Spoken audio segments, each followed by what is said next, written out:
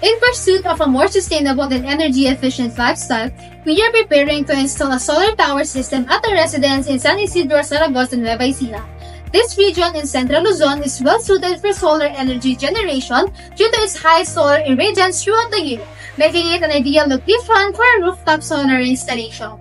Para sa proyektong ito, napili namin ng German brand na AE MD144 from Aurora series. While AE Solar is headquartered in Germany, the AE MD144 panels are available globally.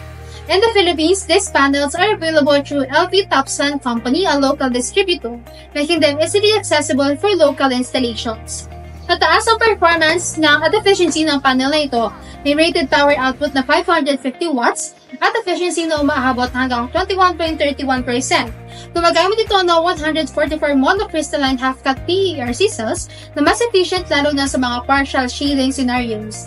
Ang sukat ng bawat panel ay 2,278mm in length, 1,133mm na width at 30mm na kapal at may bigat ng humigit kumulang 26.5 kg. Ikakabit ang mga panels na ito in series connection at since mayroong 200 square meter na area ang roof, more than enough na ang space para sa proper layout at orientation ng panels. So, para malaman kung gaano karaming panels ang kinakailangan namin, so sinimulan namin sa pag-assess ng average monthly electricity consumption namin. So, nasa 800 kWh per month. So, hinati namin ito sa 30 days. Kaya ang estimated daily usage namin ay umabot ng 26.67 kWh per day. So, sa Philippines, ang average peak sun hours ay 5 hours kada araw. So, kaya para malaman ang kinakailangan solar capacity, so yung 26.67 kWh per day, dinivide namin sa 5 hours per day. So, ang makuha namin is 5.33 kilowatts. So, dahil hindi naman perfect ang real world condition, so may mga dirt, may mga shading at system losses. So, nagdagdag kami ng 10% buffer para sigurado. So, kaya ang adjusted requirements ay naging, so yung 5.33 watts, tinimes namin sa 0.1. So, yung nakuha nating buffer na i-add is 533 watts.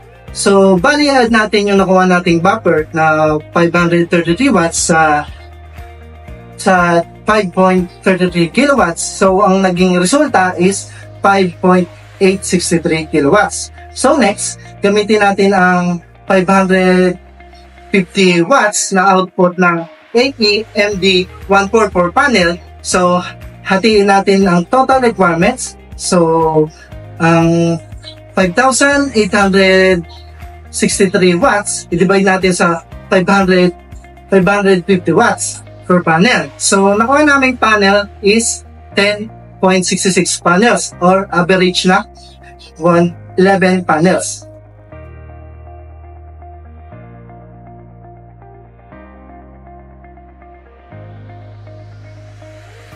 So, sa pamamagitan ng installment na ito, so inaasahan namin na ma-offset ang buong electricity usage namin. So, at ma-achieve ang goal namin na zero electricity bill. So, bukod sa financial savings, malaking bagay din ito sa pagbawas ng aming carbon footprint at pag-contribute sa mas malinis na kapaligiran. So, ngayon, nandito tayo sa bubong kung saan ilalagay ang solar panel. So to connect the solar panel in series, we need to connect the positive terminal of one panel to negative terminal of the next panel using the MC4 connector. So dito ngayon padadaanin ang positive and negative wire.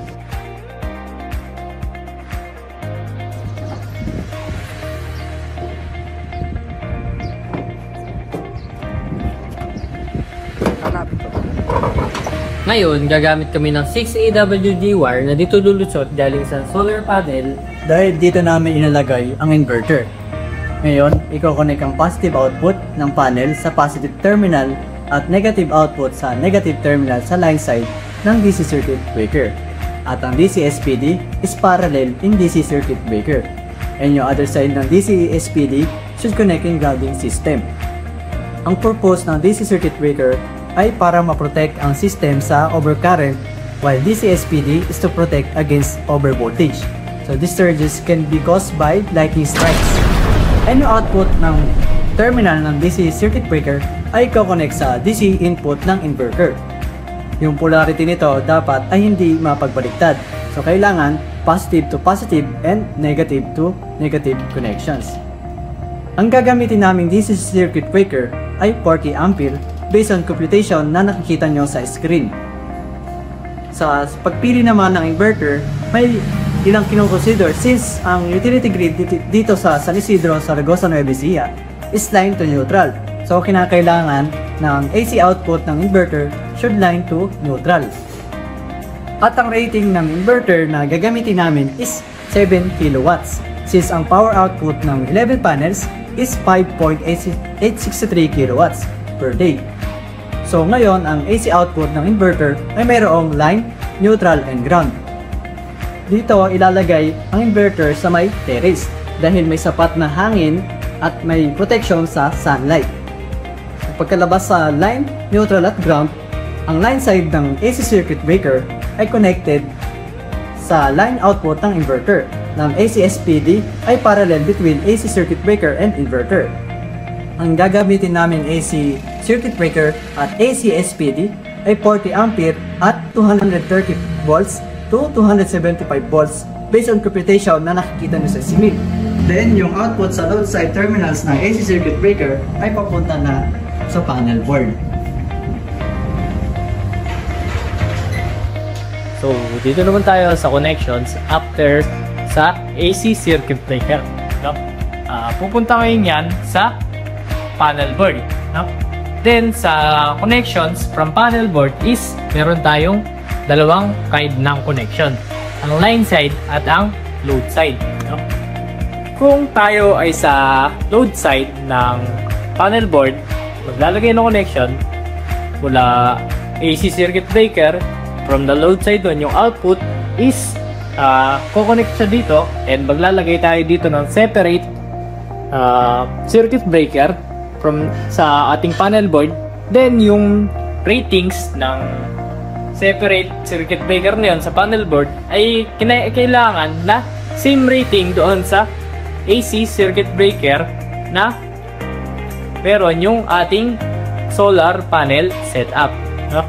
So, ganon yung magiging connection nito sa ating panel board. And then, para naman sa isang connections, kung saan tinatawag na line side connection, no? So, dito naman yon kukonekta sa main circuit breaker ng panel board. Then, i-explain ko mamaya yan doon sa labas. No?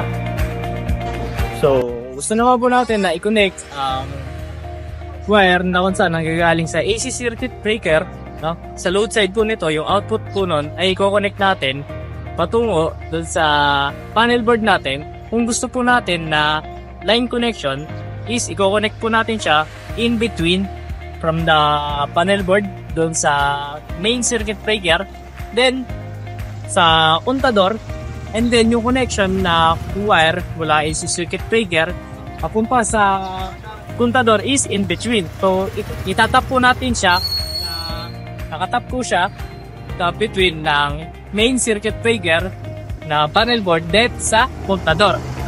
And then, papansin po natin yan sa poste. No?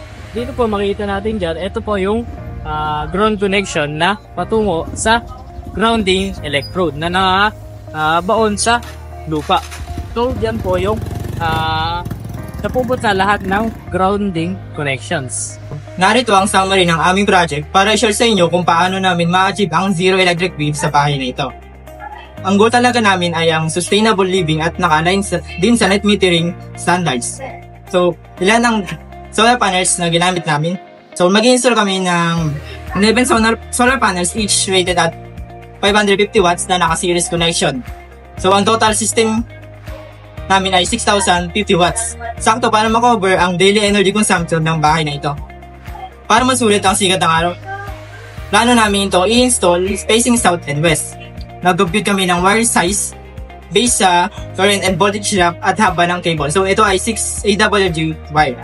So, syempre, para safe at efficient ang system. So, ang system voltage namin ay nasa 150 volts to 450 volts DC. Pasok sa MPPT voltage range ng inverter. So, gagamit kami ng 7 kW inverter compatible sa DC input at AC output. So, sa connection, solar panel to main panels, ganito ang flow ng connection base sa plano.